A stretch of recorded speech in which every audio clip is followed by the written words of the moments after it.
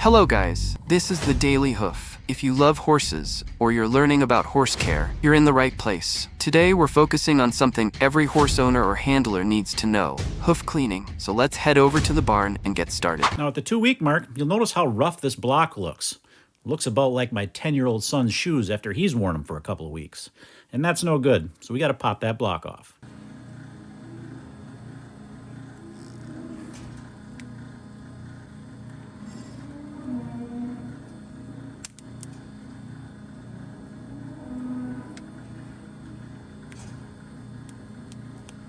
Now usually these blocks hold up really well. In fact, it's one of the reasons that I use these particular blocks is that they don't wear generally.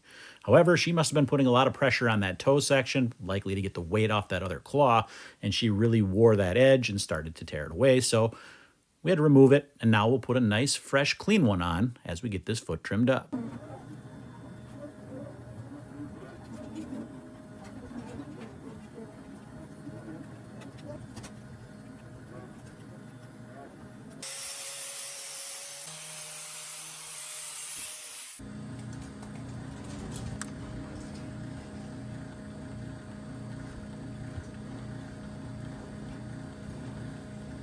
Been getting questions lately why I apply some of the block glue to the side of the hoof before I put that block on. And that's just to give it a little bit extra holding power up that outside wall, so that's why I put it on there. Now this claw, it's healing up quite nicely, but we had to put that block on because that sole is not quite thick enough. I know that for sure because this has only been a couple of weeks out. It's going to be a little soft, not thick enough yet to bear weight. And this is what it looked like when we first trimmed it. This is what we got now. We're on our way. Number 2, hoof number 2. If you remember back to this girl, well, she had a little black dot in her sole that we had to pare away, and what we found underneath, well, that's what we had to fix.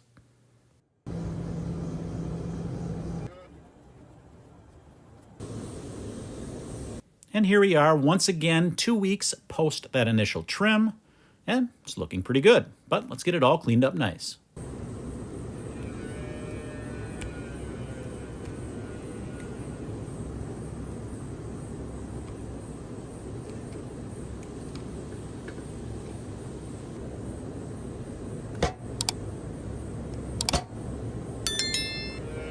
You'll notice with this one how nice that block looks. It's completely held its shape. There's no real wear on it, and that's what's typical with these blocks. They almost never wear off, and that's why I like them. They're nice and soft, and they stay on there a long time, like this one has. The last one, not so much.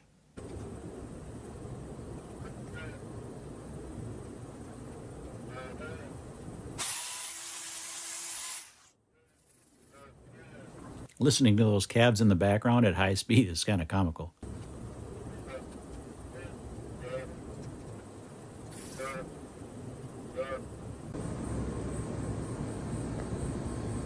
And getting up close with it, you can see this area is all filled in now with brand new horn. It is still a little soft once again, so we're going to leave that block on, but it's healed up beautifully.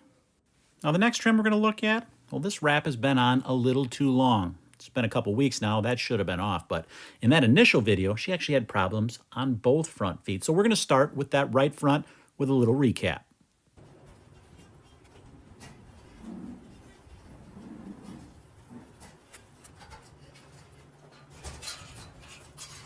Now with this one, a lot of that sole had come away. She did have a little bit of DD up above, which is what we treated with salicylic acid, put a block on that other claw. So now we're back to take a look at that.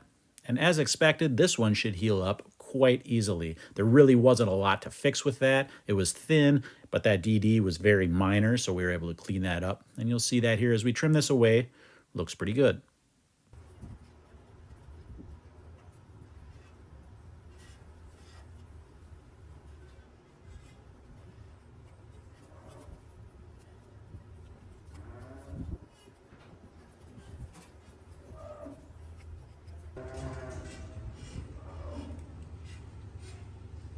Once again, there's not a lot of trimming that needed to be done here. You can see how soft that sole is, so I don't want to remove too much horn. Just wanted to make sure that DD had resolved. Now onto the foot that's still wrapped. Now originally, this one had a little bit more going on to it, so we once again had to remove the horn from that, put a block on that other claw, and then we'll come back and take a look and figure out what's underneath this wrap.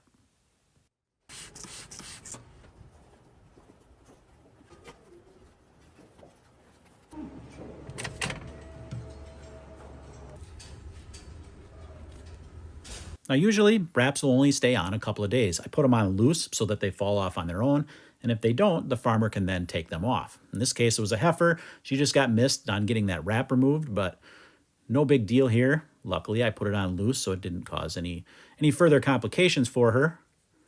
We can see here that lesion has healed as well.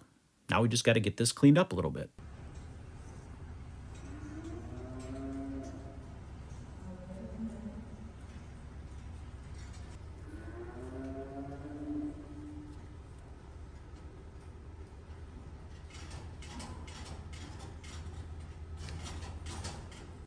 Now you'll notice with this one, I do remove a little bit more horn than I did with the other one. And that's just because there's some ragged edges here. So I want to make sure that that's nice and clean, make sure that there's not something that I'm going to miss underneath that. But in general, there's not a lot of hoof removal needed on these rechecks. You're just really cleaning up any of those loose edges.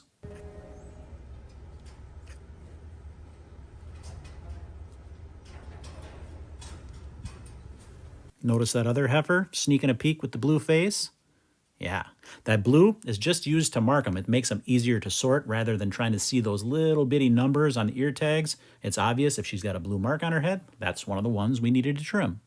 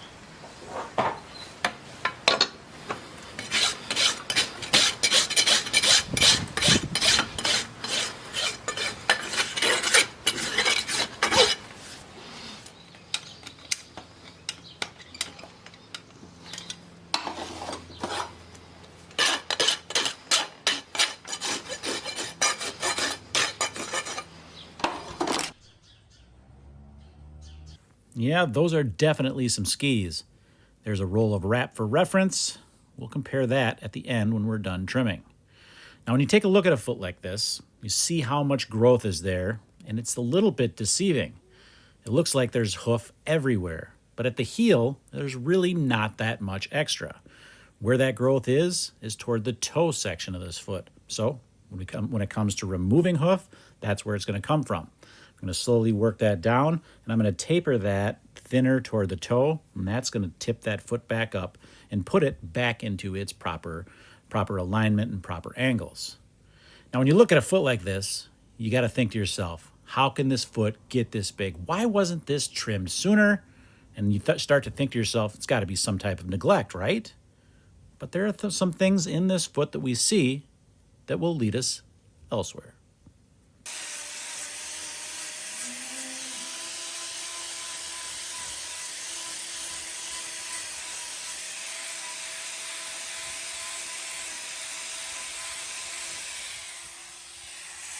So what am I seeing in this foot?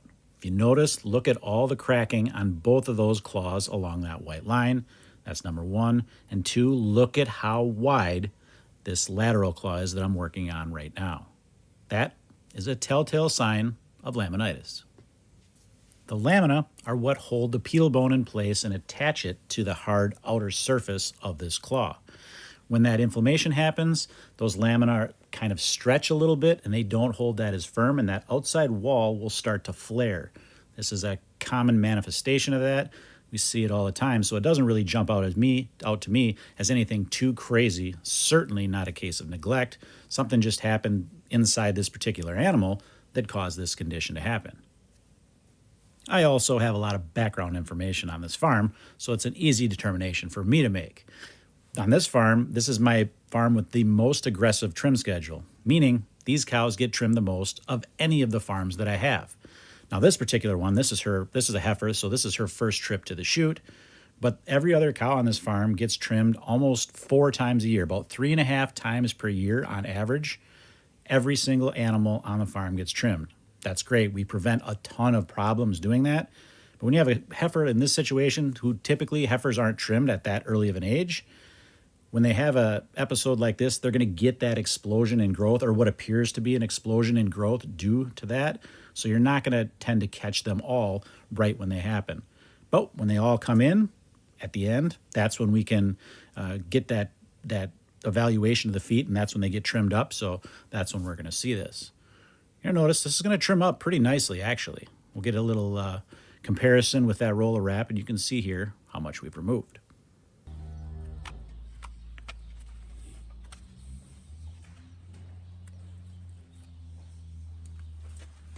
You can see there was a big section of outside wall there that was loose completely. So we just trimmed that away. There's still a lot of support along that dorsal face, so we're good there. Touch this up a little bit, and then we'll give you a little comparison with that roll of wrap. You can see we removed a lot, got a much better angle to that foot now. Now, it's just a matter of getting that foot down and seeing what it looks like.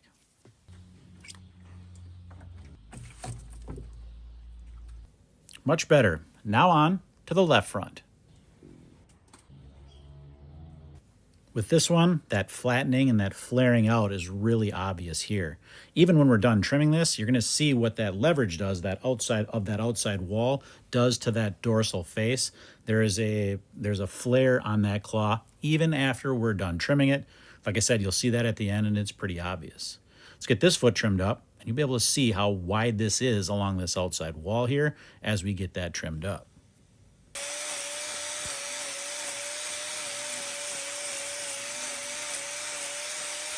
Those yellows and reds you see modeled throughout, that is another sign of laminitis.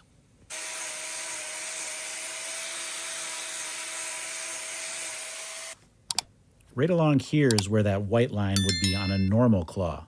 All of this out here is all extra, the flare from that outside wall, due to, like I said earlier, that the weakening of that connection between those lamina and that outside wall. It causes that flare to happen. Because it's not held as tight, it's able to, just from the weight of the cow, flare out a little bit. And a normal foot, that would be held nice and tight there, so that would be nice and straight up and down. But because it's not held tight, it's allowed to flare. We're going to bring that back into its normal shape somewhat, just because if we were to leave it flat, it's going to continue to flare out, which will exacerbate this problem over time. You can see I was just pointing there. That claw is already down to where I want it to be on that inside part. The extra growth there is actually broken free on its own, shed away naturally, but it did not do that on this lateral claw, so we're going to bring that down. You can see here I'm removing more of that, what would be considered outside wall typically, but because of this flare, it's really not in its natural state. So I'm going to bring it back so that it's got the weight being applied to that outside wall in the correct fashion again, and hopefully we can minimize that flaring that's going to happen.